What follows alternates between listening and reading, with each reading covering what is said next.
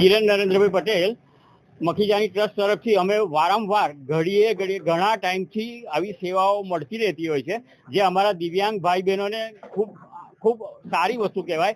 અને આજે 8મના દિવસે આ સેવા જે મળે છે અનાજની, તે આ બધા 25 દિવ્યાંગોને અત્યારે અમે આપી રહ્યા છીએ, જે મખીજાની ટ્રસ્ટ આવું ઘડીએ કરતા હોય છે અને અમને આનો લાભ મળતો હોય છે. અમારા બધા દિવ્યાંગ ભાઈ બહેનોને આનો લાભ મળતો હોય છે.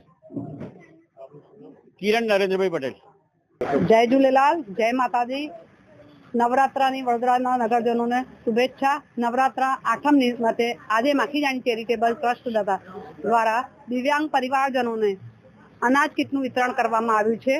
માખીજાણી ચેરિટેબલ ટ્રસ્ટ પર સવારે રોજે 8 થી 9માં ભોજન સેવા પૂરી પાડવામાં આવે છે.